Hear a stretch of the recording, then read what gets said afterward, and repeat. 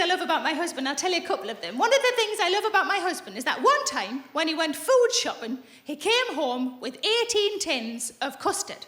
Now, who doesn't love that? But I did question the amount. I said, why 18 tins? He said there was an offer on. He fucking loves a bargain. I said, what was the offer? He said, buy one, get one free. I said, still, why 9 tins? I only had one banana. And I didn't want to eat it on its own, because then it's fruit, not pudding. That's no good, is it? But I chose to say it a different way. I thought maybe this is a longevity thing. Maybe he thinks we're going to be together a long time. 18 tins of custard long. Turns out 18 tins of custard only lasts a fortnight. I tried to start a new euphemism recently. I don't know if you've ever tried to start a new euphemism. It's quite tricky. This one's not going particularly well. I'll tell you anyway. The euphemism is this. I see there's some leftover pie in the fridge. Which is a euphemism for cunnilingus. There was a few people are explaining cunnilingus to each other. I was trying to think of a mime that I could do, but the only one I could think of was this.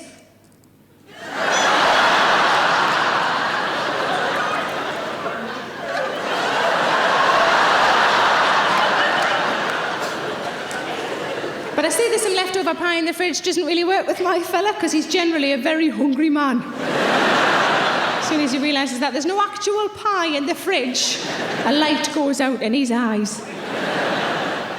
I did the show in Stockton, and there was a lady at the front said, I use that euphemism, and I thought, you bugger, it's spreading like wildfire. She said she's put her own sort of spin on it. She says, I see there's some leftover corned beef pie in the fridge. No. If I'm ever going to refer to me nunny as the food stuff, it's not going to be corned beef. Probably something like Arctic roll. Cold to the touch with a bit of old cake round. I can't quite work out if I've turned you off Arctic roll or just my vagina.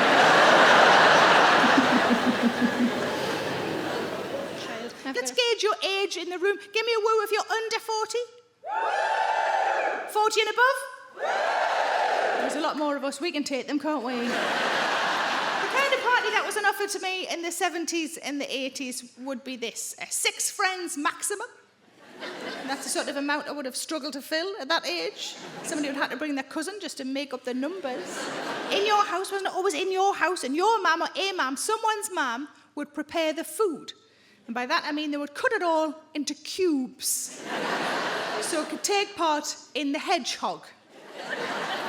Anything that wasn't cut into cubes was cut on an angle, so you know you're at a party. That's how you know. I don't know if you know, but this works as an adult as well. If you're ever at somebody's house and you're like, is it a party? Is it not a party? Look at the food. Is it cut on an angle? You're at a fucking party. Or the biscuits fanned out on a plate. You're at a fucking party. You don't do that for yourself, do you? You don't sit down in front of Bake Off with a packet of pink wafers in your best plate. No. You put the full packet in, pull out the wrapper.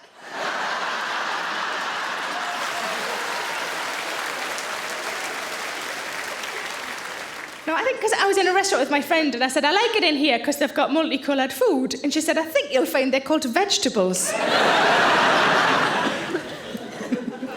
But I don't worry anymore about the fact that I can't really see me fanny.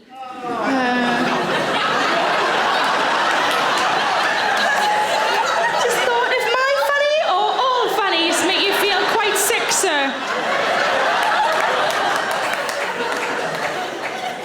Is it my fanny in particular? You're just not a big fan of fannies? You're not a fan of fannies. I've got some cock stuff later on, you'll fucking love that.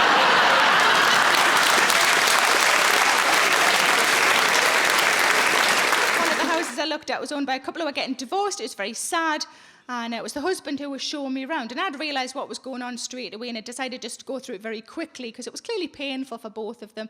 Now, I don't know if you've ever been shown around a house or have shown somebody around your house, but there's a degree of stating the obvious involved, isn't there, when they say things like, this is the kitchen. I know. I mean, I call it the biscuit room, but whatever. This is the living room. Yeah, it's another biscuit room. People get your skin when you're born, and then nothing for 40 years, and then everybody's got a fucking opinion about your skin. friend of mine said, your skin's nice. I said, thank you. She said, can I ask a question? I said, sure. She said, do you use fillers? Now, I'm about to tell you something that you might find a little bit disappointing in me, because I said, yes, it's true, I do use fillers. They're not the traditional kind. I call them cakes and pies.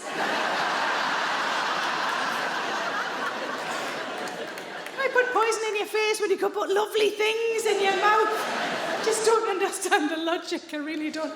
I do like to buy skincare. I refuse, however, to buy anything that calls itself anti-wrinkle, because I myself am not anti-wrinkle. I've got wrinkles, I'll get more, it's absolutely fine. I'm not going to spend 30 quid on something that reckons it stops fucking time. I'm not doing that. I buy moisturiser for the same reason we all buy moisturiser, because isn't it nice to feel a little bit slippy before bedtime? Thanks for watching. You know what would be great is if you liked and subscribed. I'm so needy, I'm so sorry. And why not come and see me live? The tickets are available at sarahmillican.co.uk. Put the kettle on and settle in.